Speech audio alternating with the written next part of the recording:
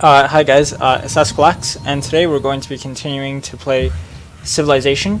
And yeah, there's really not much else to say, I guess. I know I've been saying that a lot, but really, there isn't too much else to say. We're just going to be playing Civilization, and we're going to be continuing doing what we've been doing for the past few turns, except this time I'm going to be talking about Islamic history once more. Also, on that note, you will also be able to see we'll create several workboats actually. Also, you'll be able to see I've renamed when we conquered Mecca originally. I don't know exactly around when it was we conquered Mecca, but when we conquered Mecca, we had done so with. Hold on a second, guys. We need to adopt. I wish we could just save, but I mean we honestly can't. Let's see.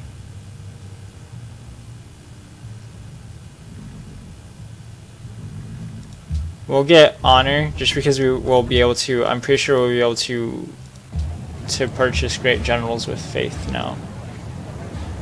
I believe, at least according to the thing, it said we would be able to. We really should be able to be in the industrial era by now, or at least we should be able to get ideologies. Unfortunately, we don't have any coal, and so we kind of lack the ability to do that, which is rather unfortunate.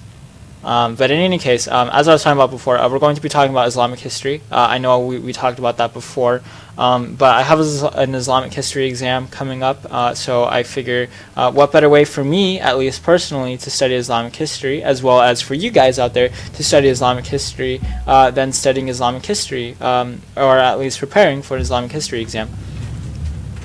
So that's pretty much what we're going to be doing.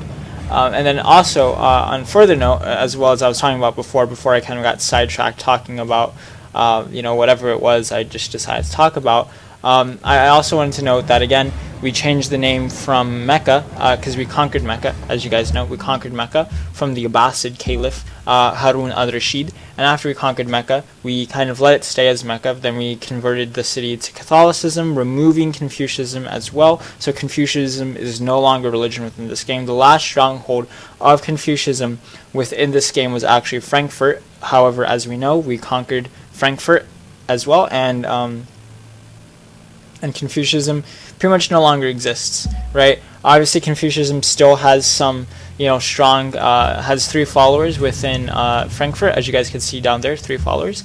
But for all intents and purposes, Confucianism is gone. It is a bygone religion. So we don't have to be worrying about Confucianism anymore, guys, which is good. We don't have to be worrying about the Abbasids because they're gone now. They no longer exist. I mean, it's as clear as day. It is almost as though the Battle of Zab took place at the at Frankfurt, right? So we'll go ahead and do this and construct a well. But anyway, it is as though the Battle of Zab took place at Frankfurt. And if you guys don't know about the Battle of Zab was the battle between the Abbasids. Wait, actually no, hold on. I'm sorry, guys. I'm getting my history confused. I'm sorry. The Battle of Zab was a battle between Abu Muslim, who was a general of the Abbasids until he was killed by Al-Mansur. But anyway, it was fought between Abu Muslim and some Umayyad caliphs, and that the Battle of Zab effectively ended Umayyad rule. It wasn't the Battle of Zab didn't end Abbasid rule at all. In fact, it was probably the initiation of Abbasid rule. Near 1,000 homes. Right. Okay. Now we've entered the modern era, which is so tragic, you can't even believe. Right, but yeah, that happened. Let's see. No, we're not embargoed, which is good. So that means we could send trade routes out, which is nice. That's always nice, right, guys? Let's see, San Cristobal. And anyway, so we renamed. It was Mecca. Then we renamed it New Mecca, and then I decided Mecca was no longer a fitting name, so I decided to name it instead San Cristobal, or in Spanish Saint Christopher, a Catholic saint. So yeah, that's pretty much that. It's Catholic saint now, which is good. It's more fitting this way, I suppose. So we have that going for us now. But anyway, I'm gonna start talking again about my upcoming exam, I suppose. I don't know if that's me being selfish, making you guys kind of go through this, or if, I mean, I'm not entirely sure, but we're gonna talk about it anyway because it's something I should talk about. Okay, so this next exam, the one I have at least, is going to be on the Fatimids and the Ghazarvids, or whatever. Okay, yes. Thank you. Choose ideology. We were going to do freedom, but no one has freedom. Order.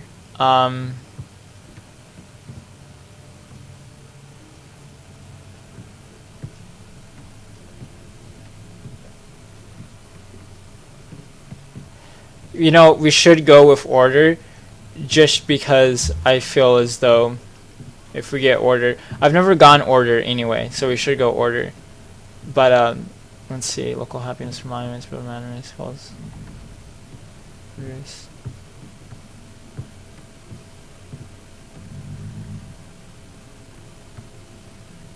Huh. Yeah, I guess we'll go for order. That way we don't kind of rally up Poland, you know, get them to be upset by going freedom, because we were going to go freedom. I always try to go freedom, but it's whatever. Anyway, okay, so the Fatimids are kind of like Ismaili Shiism, right? And so the definition of an imam is a designation. An imam is kind of like a religious leader, right? And so there was one imam who went into hiding, right? He went into occultation. I believe his name was like Al-Matik or Al-Madik or whatever. In any case, this imam went into hiding, and then there was this guy named Ubayd Allah, who ended up claiming to be an imam around 900 in Syria, right? In any case, he flees to North Africa after a bunch of people disagree with his claims to being an imam. So he flees to North Africa and he starts a revolt known as the Qaramita revolt, right? And Abu Abd Allah al-Shia is a missionary from Yemen and establishes a state in North Africa. So he kind of establishes this guy as caliph, right? Now, oh gosh, this is a really complicated history, guys. I'm sorry. This really is. I mean, there's so much, you know, crap. You know what I mean? Like, I don't want to say crap, but I mean, there's just so much garbage. And it's not garbage. I mean, I stress to call it garbage, I suppose, but it's a lot of stuff. A lot of people's names and whatnot. Until this court, we would give you that one time. That's okay. But yeah, I might. Oh man, it's just super complicated. Let's see, hotel. Let's see, what can you guys get? University. Our happiness isn't too terribly great, also either. Just kind of sucky. Let's see real quick though. Gosh, what more? Okay. So anyway, the Fatimids in Africania. So Ubayd Allah executes Abu Abd Allah and takes title of Al-Mahdi and builds the capital. Well, people who like to smile the most. Yeah, we're not very happy. At least we're not like the Syrians. The Syrians are really unhappy. Bismarck's somewhat happy, and Casimir is just like soaring with happiness. And somehow Ditto's like really happy as well, despite the fact that their capital has been conquered and was conquered like many years ago. So virtually since the beginning of the game, their capital has been conquered. And so builds a capital of Mahdiya. And so there's this other guy.